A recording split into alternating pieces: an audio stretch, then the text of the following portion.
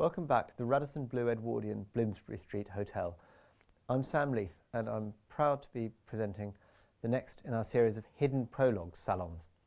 This time we're seeing A.L.Kennedy, brilliant writer of short stories and novels, who's going to talk about her new book, All the Rage, and about the prose that fed into the prose.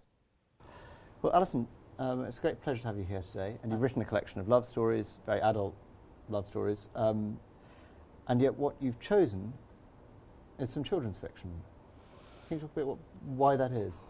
Reading children's stories, it's a very pure, direct incarnation of story. So it's very inspiring. So I will read a children's story before I start a novel, just to remember that's really? what And it's do you about. read the same children's story? No, it could be anything. Sometimes it's an accident. The last time, I haven't done it this time, but the last time it was The Hobbit, just because I was in a place where they had The Hobbit. I remember watching Michael Morpurgo on stage, and you know, all these kids with endless questions, and one of them said something, not quite where do you get your ideas from, but how do you know, what's it like writing or whatever. And because he's a children's author, he was allowed to say, I just make stuff up, it's great fun.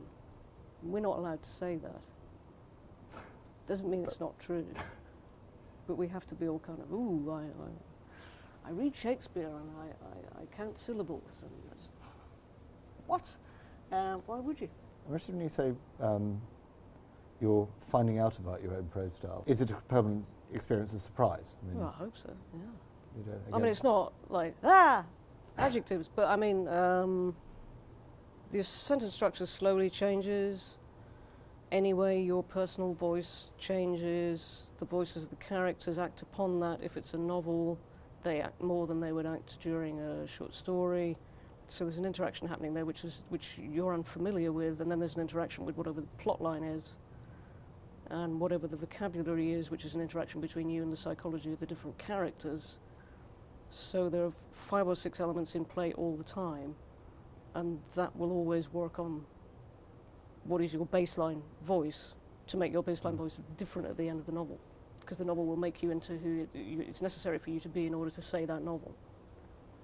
I mean, it would be different if I was doing like genre crime or something, because then there would be an established voice, because there'd probably be an established protagonist, and it's different. But with literary fiction, it's a process.